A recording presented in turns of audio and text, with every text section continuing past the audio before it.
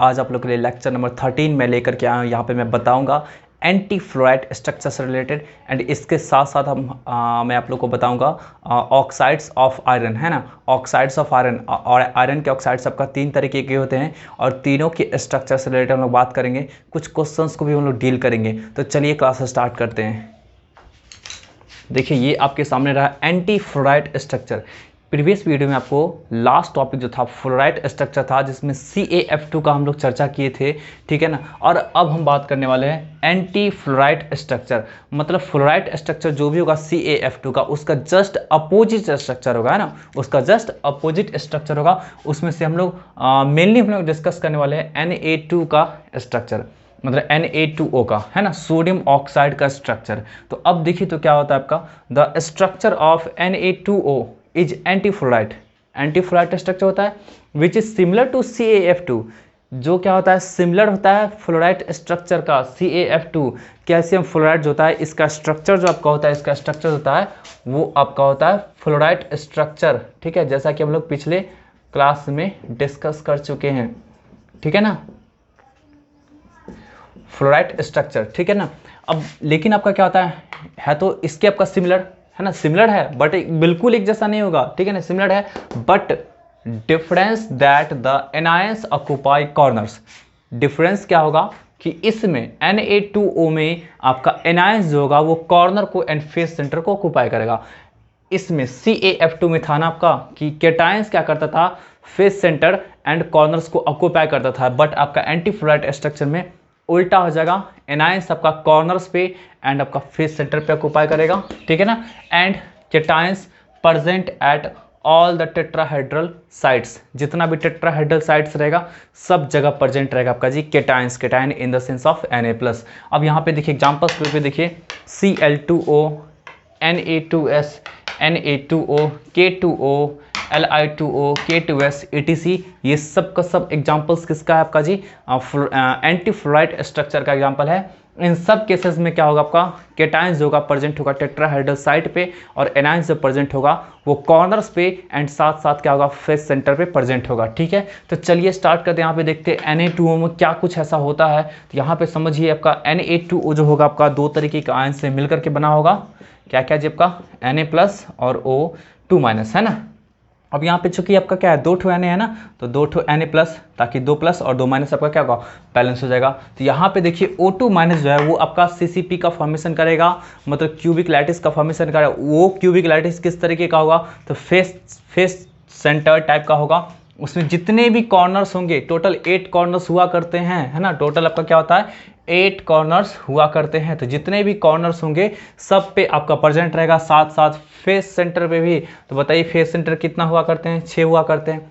अब बताइए आपको नंबर निकालना है ना, नंबर ऑफ आयंस निकालना है, नंबर ऑफ आयंस। तो कैसे निकालेंगे जी, 8 कॉर्नर है ना, अरे कॉर्नर, ऑल कॉर्नर मींस क्या आपका 8 कॉर्नर, और ईच कॉर्नर का कंट्रीब्यूशन जो होता है आपका 1/8 का होता है, तो 1/8 है ना। यहाँ पे फेस सेंटर कितना है 6 है ना, तो आपका क्या होगा 1/2 से मल्टीप्लाई करें तो आपका 1/2, यहाँ से टोटल जो निकल करके आ जाएगा O2- का नंबर वो कितना आपका 4 आ जाएगा, ठीक है ना। सिमिलरली Na+ जो आपको प्रेजेंट होगा वो ऑल टेट्राहेड्रल साइट्स पे।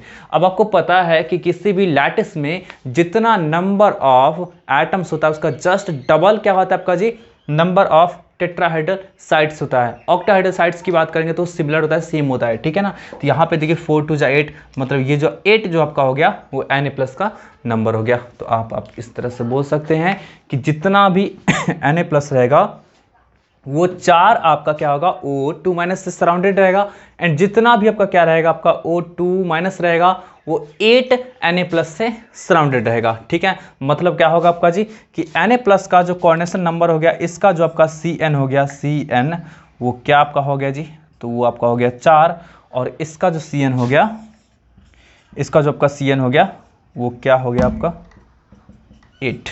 कोई दिक्कत है, एकदम बात समझ आ गई ना, है ना। तो यही आपका हो गया स्ट्रक्चर ऑफ Na2O। अब हम लोग डिस्कस करेंगे ऑक्साइड्स ऑफ आयरन का, ठीक है। इसको मैं मिटा रहा हूँ, आप लोग नोट कर चुके होंगे।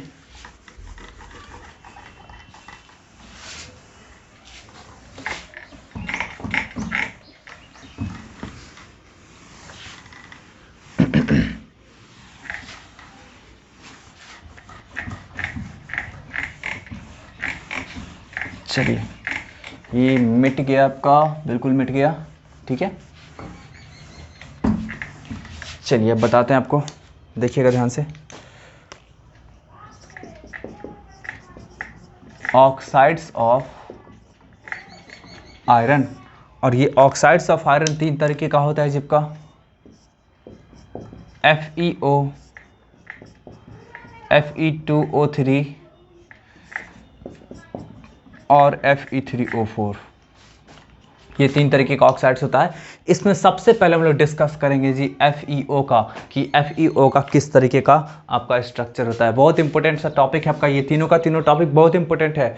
इससे रिलेटेड क्वेश्चंस होता है और इससे रिलेटेड क्वेश्चन आपको फंसा भी देगा, यहाँ पे थोड़ा सा ट्विस्टिंग होता है। ठीक है, तो चलिए स्टार्ट करते हैं। देखिए आपका FeO के बारे में सबसे पहले ठीक है, इसमें समझिए आपका क्या होगा, ये किस फॉर्म का होता है जिसका, तो Fe2+ और O2- के फॉर्म का होता है। अब हम इसके स्ट्रक्चर की बात करेंगे, है ना, इसके स्ट्रक्चर की बात करेंगे तो स्ट्रक्चर क्या होता है आपका, रॉक साल्ट टाइप का स्ट्रक्चर होता है ना।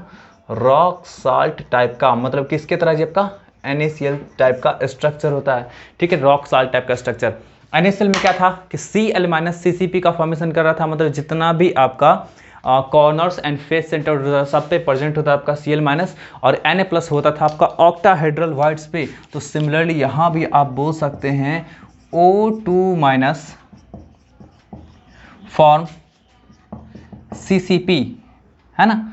यहाँ बोल सकते हैं that is all corners and faces are occupied by O2-। तो आप इसका ओवरऑल नंबर बोल सकते हैं 8 × 1/8 + 6 × 1/2, मतलब कितना आपका हो जाएगा जी 4, है ना। तो इसका आपका क्या निकल के आ गया, O2- का जो आपका निकल के आ गया जो नंबर, वो कितना आ गया, 4 आ गया, है ना।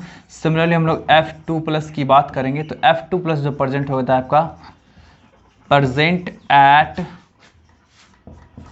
ऑल ऑक्टाहेड्रल वाइड्स, जितना भी आपका ऑक्टाहेड्रल वाइड्स होगा सब पे प्रेजेंट होगा। तो ओवरऑल नंबर इसका कितना आपका होगा, 4 हो जाएगा।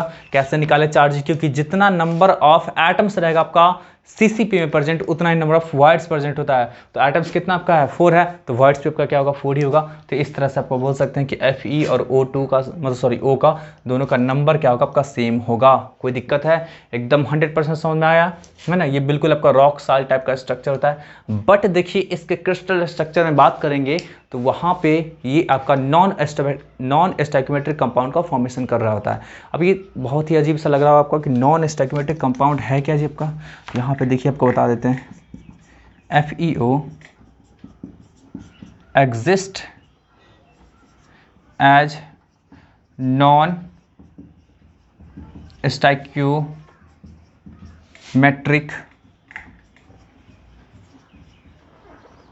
कंपाउंड, है ना, नॉन स्टोइकियोमेट्रिक कंपाउंड। ये 4 आपका इसका हो गया।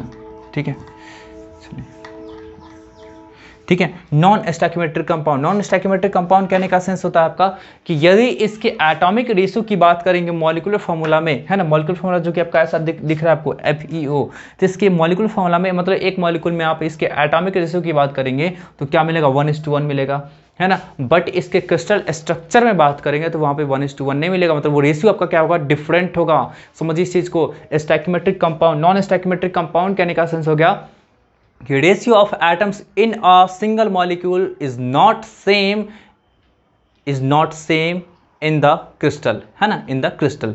ठीक है, मतलब जो आपका सिंगल मॉलिक्यूल में जो रेशियो ऑफ एटम्स होगा वो आपका वही आपका रेशियो रहेगा, सॉरी वही रेशियो नहीं होगा आपका उसके क्रिस्टल में। समझिए इस चीज को। यहाँ पे FeO exist as non stoichiometric compound, यहाँ बोल सकते हैं in the crystal iron oxide exist as Fe 0.95 O। ठीक है, Fe0.950, ये कुछ विचित्र तरीके का आपको दिख रहा होगा। ये भाई है क्या भाई 0.950, Fe0.950, मतलब यहाँ पे देख रहे हैं ना आप, यहाँ पे देख रहे हैं ना आपका कि Fe का नंबर कितना है 1 है और ऑक्सीजन का नंबर कितना आपका 1 है। बट आपका क्रिस्टल स्ट्रक्चर में देखिए कुछ इस तरह का है, मतलब यहाँ पे 0.95:1 का रेशियो आपका है ना, मतलब कि आपका एक ऑक्सीजन एटम पे मात्र Fe का, आयरन का 0.95 पार्ट ही आपका क्रिस्टल स्ट्रक्चर में। तो ऐसा क्या हुआ होगा, ऐसा क्या कुछ हुआ होगा, तो इसके बारे में हम लोग क्या करेंगे, डिस्कस करेंगे, ठीक है ना। तो इसको जल्दी से आप लोग नोट करिए और अब हम इसका रीजन बताते हैं आपको कि क्या इसका रीजन है, ठीक है। तो यहाँ पे समझिए आपका इन the crystal some Fe2+ ions from the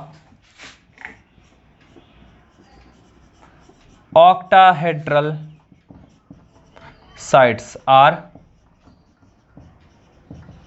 replaced by Fe3+ ions such that total charge remains same,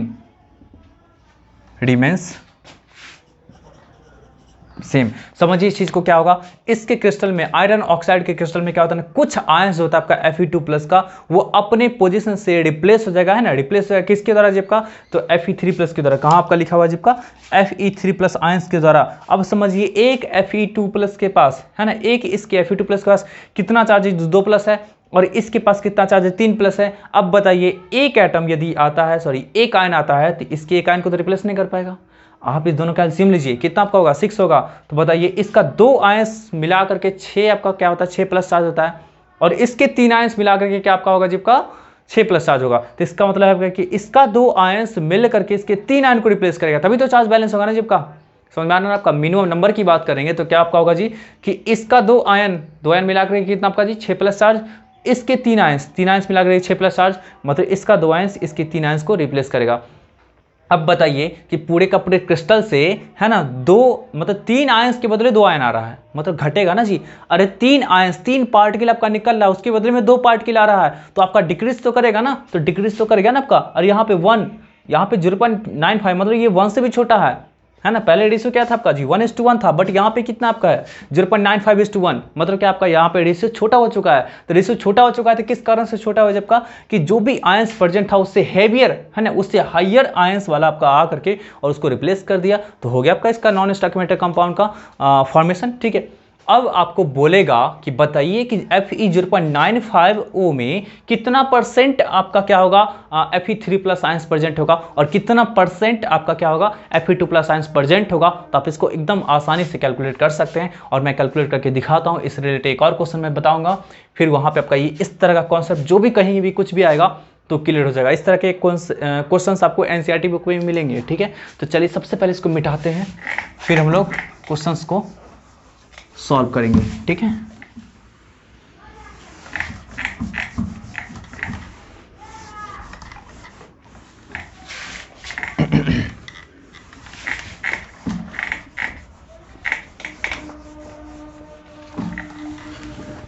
चलिए ये आपका मिट गया, ठीक है। देखिए अब क्वेश्चन ये रहा आपका, find the percentage of Fe2+ and Fe3+ ions in Fe0.95O, ठीक है, ऐसा बोलेगा आपको। देखिए आपका यहाँ पे क्या होगा, कैसे हम इसको सॉल्व करेंगे। तो देखिए find the value, find the percentage, percentage आपसे पूछा जा रहा है। तो यहाँ पे सबसे पहले क्या करते हैं, लेट कर लेते हैं, let number of Fe3+ is equal to कितना आपका होगा, x लेट कर लेते हैं। मतलब देखिए टोटल जो नंबर है Fe का, आयरन का 0.95 है, और उसमें से आपका पार्ट जो हो गया Fe3+ का, वो क्या आपका हो गया, x हो गया, ठीक है। तो क्या होगा जी आपका, therefore number of Fe2+ equal to क्या होगा, तो 0.95 माइनस एक्स, ऐसा कुछ आ जाएगा आपका, है ना। मतलब Fe3+ का नंबर कितना हो गया, एक्स हो गया, और Fe2+ का नंबर कितना होगा 0.95 माइनस एक्स। अब यहाँ से देखिए तो क्या आपका होगा जी, टोटल चार्ज तो जीरो है, तो टोटल चार्ज जीरो है तो क्या करेंगे, निकालेंगे तो जीरो ही जाएगा, मतलब +3 × x, क्योंकि ये जी आपका ये Fe3+ का नंबर कितना एक्स है, तो भाई बताइए टोटल पॉजिटिव चार्ज Fe3+ के कारण कितना जनरेट होगा, तो 3 × x प्लस Fe2+ का नंबर कितना 0.95 माइनस एक्स है, तो बताइए टोटल चार्ज जो आपका 2+ के कारण जो जनरेट होगा इतना ही होगा, है ना। फिर देखिए आपका ऑक्सीजन का नंबर कितना है, एक है ना, तो भाई बताइए 1 × एक ऑक्सीजन के कारण कितना होता है -2 ना, तो 0।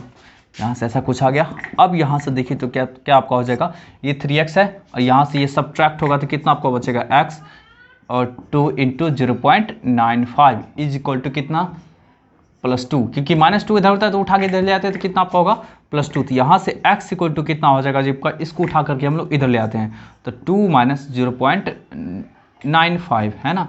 थोड़ा सा स्टेप कट कर रहे हैं, आप लोग माइंड मत कीजिएगा, ठीक है, माइंड करने वाली बात ही नहीं है, मतलब आप लोग थोड़ा सा कंफ्यूज मत होइए कि सर ये कैसे कैसे स्टेप आया जा रहा है, ठीक है। आप इसको मल्टीप्लाई करते हैं तो कितना आ जाएगा जब का 0.10, ऐसा कुछ आ गया एक्स का वैल्यू। बट आपसे क्या पूछा जा रहा है जी, परसेंटेज पूछा जा रहा है ना, परसेंटेज पूछा जा रहा है, तो देखिए तब का क्या होगा जी, परसेंटेज ऑफ Fe3+ जो हम लोग निकालेंगे, परसेंटेज ऑफ Fe3+ जो निकालेंगे तो क्या निकलेगा, एक्स का नंबर कितना है 0.1, टोटल नंबर कितना था जी बताइए 0.95 ना, तो टोटल नंबर 0.95, मतलब 0.95 पार्ट में से 0.1 पार्ट जो है ना किसका आपका है जी, Fe3+ का। चलिए इसका परसेंटेज हम लोग निकालते हैं तो कितना आपको जगह, इसको इधर, है ना, इसको मल्टीप्लाई करके इधर, ठीक है, ऐसा कुछ आ जाएगा आपका।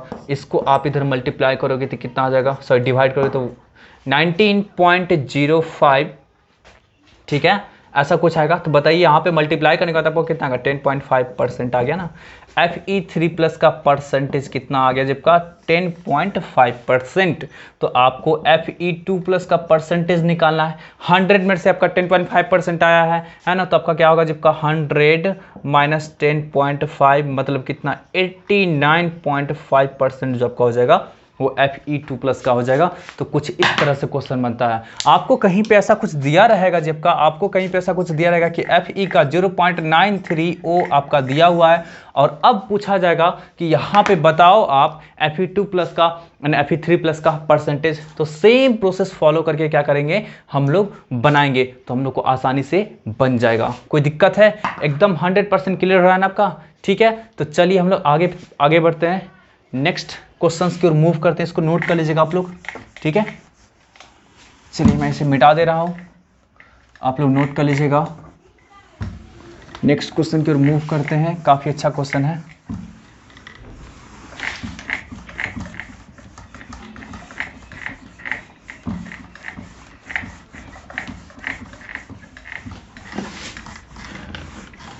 देखिए मैं क्वेश्चन लिख दे रहा हूं, ठीक है, क्वेश्चन क्या है आपका मैं बता दे रहा हूं।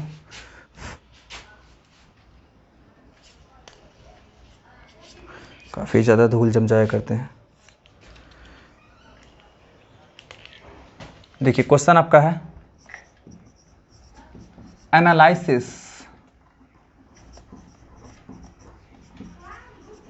So that nickel oxide consist of nickel ion with 96% ions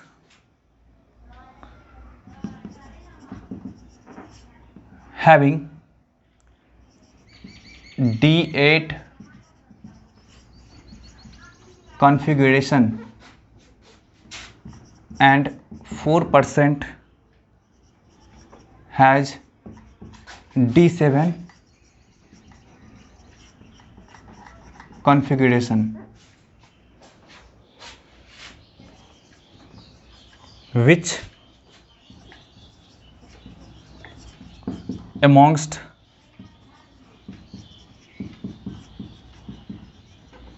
the following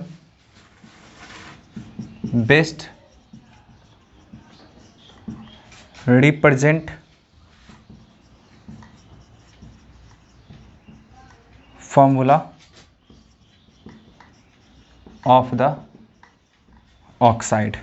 चलिए, ये आपका ऑप्शन फर्स्ट रहा Ni1.02O, सेकेंड ऑप्शन रहा आपका Ni0.96O, ठीक है ना, और थर्ड ऑप्शन रहा आपका जी Ni0.98O, और फोर्थ ऑप्शन रहा आपका Ni0.98O 0.98। खैर ये तो मतलब ये तो सिंपल ही हो गया। चलिए, ये कुछ इस तरह का क्वेश्चन है, समझिए इस चीज़ को। Analysis so that nickel oxide, nickel का ऑक्साइड है, उसमें बताया जा रहा है कि आपका क्या है, निकेल आयन का जो है ना आपका 96% जो है ऐसा आयंस प्रेजेंट है जिसका कॉन्फ़िगरेशन कितना है, आपका कॉन्फ़िगरेशन D8 है ना, और आपका 4% ऐसा आयन प्रेजेंट है जिसका कॉन्फ़िगरेशन कितना आपका जी D7 है, ठीक है। और बोला जा रहा है आपका जी यहाँ पे बताने के लिए कि बताइए ऐसा कॉम्बिनेशन निकालना आपका किस तरीके का मॉलिक्यूलर फॉर्मूला जनरेट होगा ऑक्साइड का, ठीक है। तो चलिए स्टार्ट करते हैं।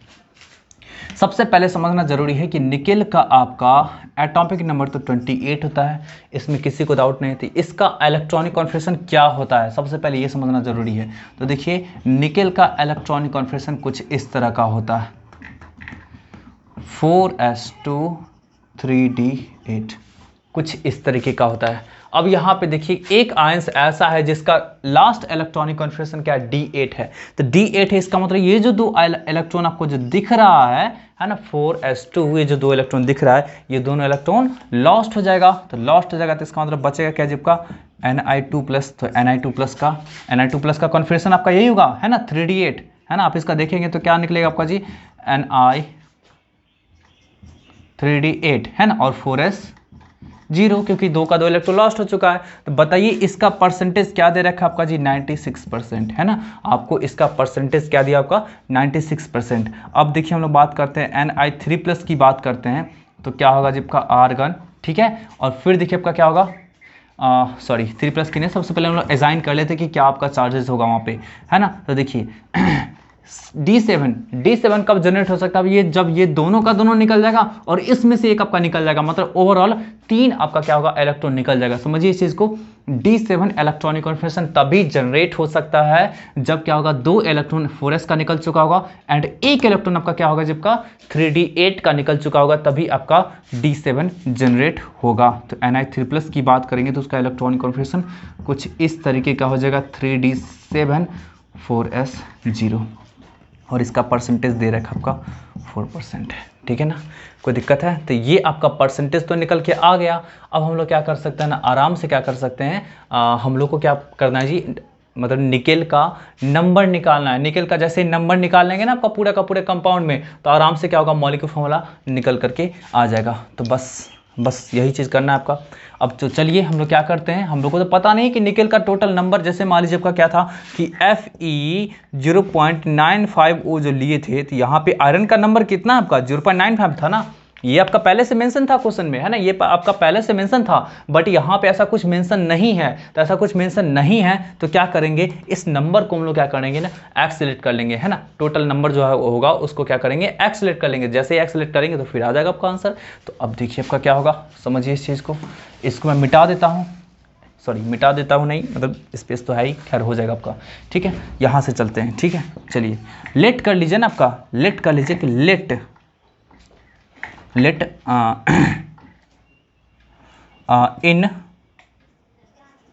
1 Ni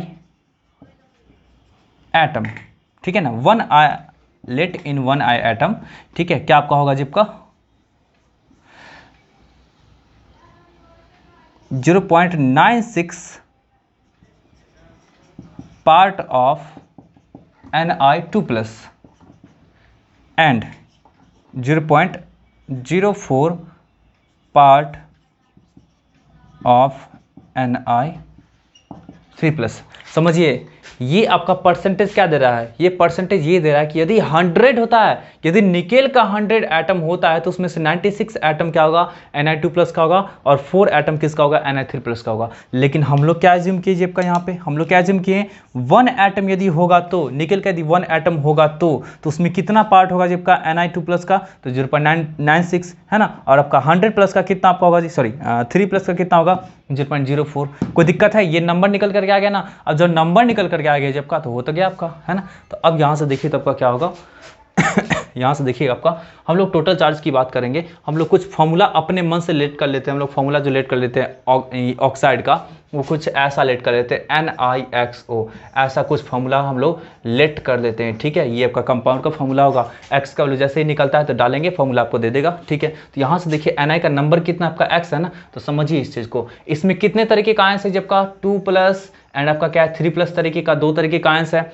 2+ का नंबर कितना है 0.96, 3+ का नंबर कितना है 0.04। तो देखिए तब का क्या हो 0.96 इंटू कितना प्लस जी आपका 2+ प्लस यहाँ पे आपका क्या है आपका कितना आपका 0.04 और इंटू कितना 3+, और इन सब का नंबर कितना, ये तो 1 एटम के लिए था, 1 एटम ऑफ Ni के लिए था, बट आपके पास कितना नंबर दे रखा है, x नंबर दे रखा है, तो x प्लस ऑक्सीजन का नंबर कितना है 1 ना, तो -2 into 1 equal to 0। Total charge तो 0 है।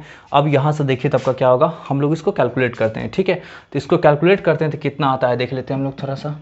इसको मल्टीप्लाई करते हैं कितना आपका जी 12 का 2 और फिर आपका 9 2 18 और एक 19 मतलब 1.92 प्लस यहाँ से इसको मल्टीप्लाई करते तो कितना आपका जी 0.12, ठीक है ना, और इंटू एक्स, ठीक। फिर यहाँ पे देखिए आपका इसको उठा के दे ले आते हैं 2 हो गया।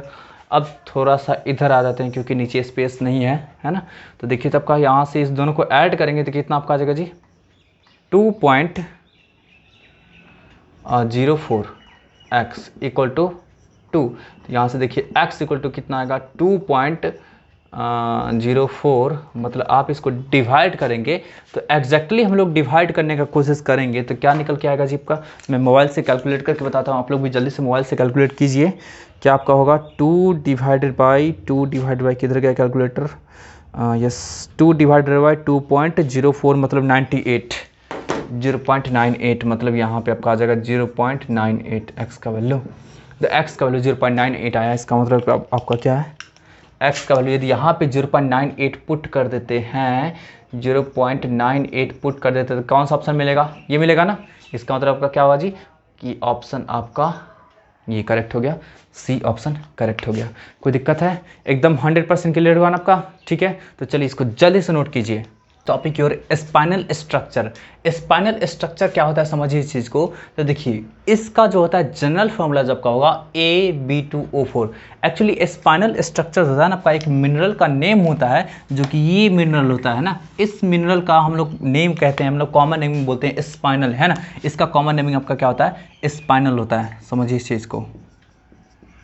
कॉमन नेम जो आपका होता है इसका वो होता है आपका स्पाइनल, और यही आपका क्या है मेन कंपाउंड इसका, और इसी से आपका क्या किया है आपका डिराइव किया गया इस तरह का। मतलब यदि ऐसा कुछ होगा कंपाउंड और इसके स्ट्रक्चर पे जो भी कुछ बेस्ड होगा आपका, जिस किसी भी कंपाउंड का स्ट्रक्चर बेस्ड होगा तो उन सबको उस सबको क्या करेंगे इसी कैटेगरी में डाल देंगे, स्पाइनल स्ट्रक्चर के कैटेगरी में। तो यहाँ पे इसका जनरल फॉर्मूला आपका क्या है Ab2O4। यहाँ पे समझिए आपका क्या होता है, ए जो होता है आपका ए जो सबसे पहले लिखा हुआ है वो आपका डाइवेलेंट आयन होगा, ऐसा आयन जिसके पास 2+ चार्ज होगा, ठीक है ना। नेक्स्ट आपका बी जो आपका होगा बी, ये ट्राइवेलेंट आयंस होगा, मतलब कहने का सेंस इसके पास कितना होगा आपका 3+ चार्ज होगा। और वो तो समझ ही रहे आप ऑक्सीजन है ना, उसके पास 2- चार्ज होगा। अब समझिए उसमें एग्जांपल्स कौन कौन सा होगा, तो MgAl2O4 हो गया आपका, CaAl2O4 हो गया, ZnFe2O4 हो गया। इन सब तरीके का बहुत सारे एग्जाम्पल्स होगा इसमें। समझिए ये बहुत ही इंपॉर्टेंट कंपाउंड है और इसको हम लोग बोलते हैं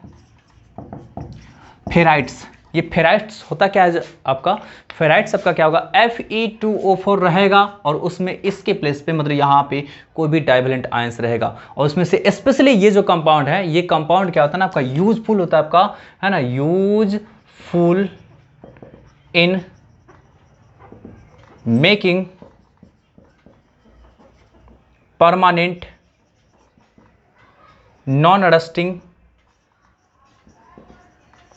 पावरफुल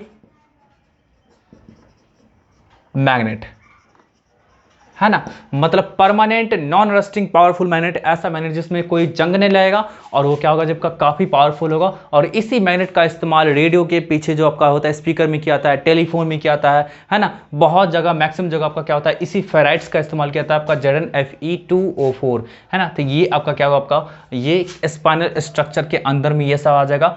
यहाँ पे आप समझिए कि स्पाइनल स्ट्रक्चर में आपका डाइवेलेंट आयंस का क्या पोजीशन होता है, ट्राइवेलेंट आयंस का क्या पोजीशन होता है और टेट्रावेलेंट आयंस का क्या पोजीशन होता है। तो यहाँ पे समझिए इस चीज को।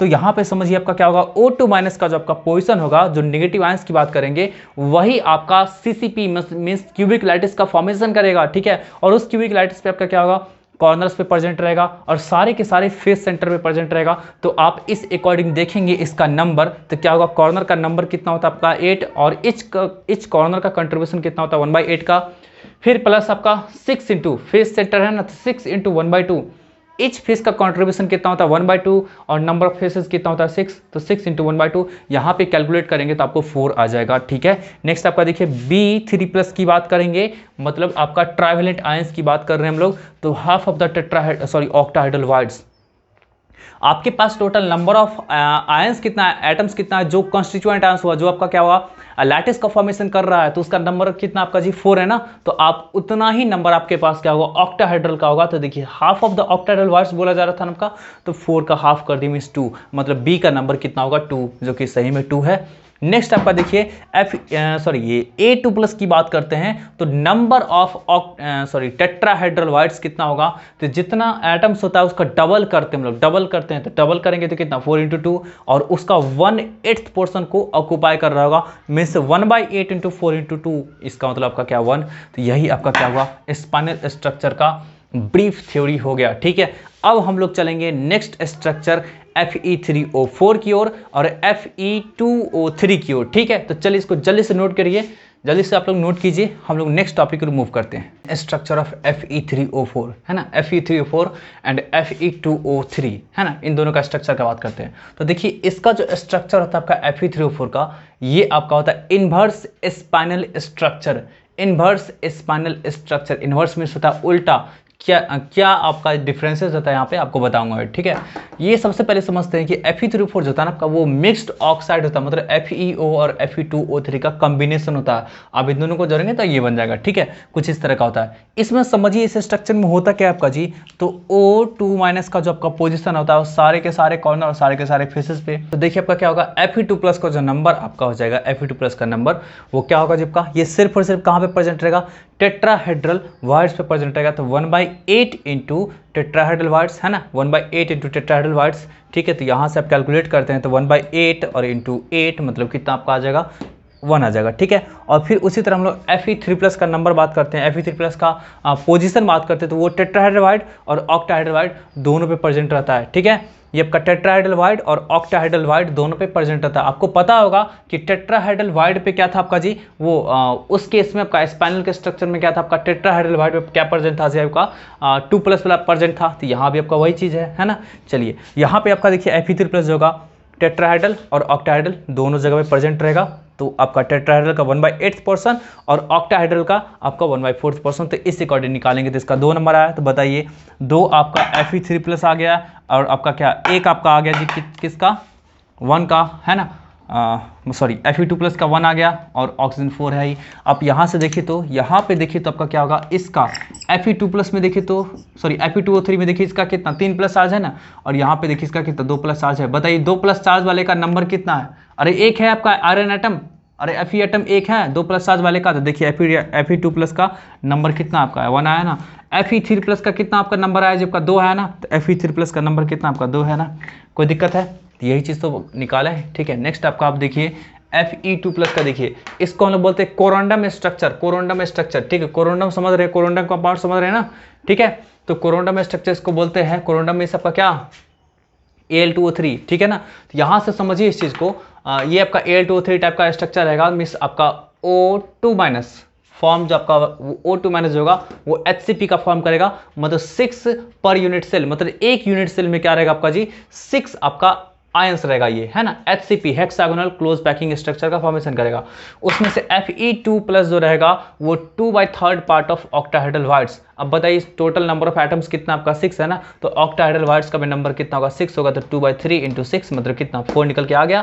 तो Fe2+ का नंबर 4 है और O2- का नंबर कितना है 6 है, दोनों का रेशियो निकालते तो कितना 2:3 मतलब Fe2O3। तो यही आपका क्या हुआ खत्म। यहाँ पे कहानी सारे के सारे आपके आयनिक कंपाउंड्स के जो भी आपको सिलेबस में पढ़ना था सब कुछ यहाँ पे खत्म हो गया, ठीक है। तो अब हम लोग क्या करेंगे, नेक्स्ट वीडियो लेक्चर में हम लोग बात करेंगे कोवैलेंट मॉलिक्यूलर सॉलिड की बात करेंगे, कोवैलेंट कंपाउंड की, सॉरी कोवैलेंट सॉलिड की और मॉलिक्यूलर सॉलिड की बात करेंगे, ठीक है। तो चलिए मिलते हैं फिर नेक्स्ट वीडियो लेक्चर में, तब तक के लिए बाय बाय।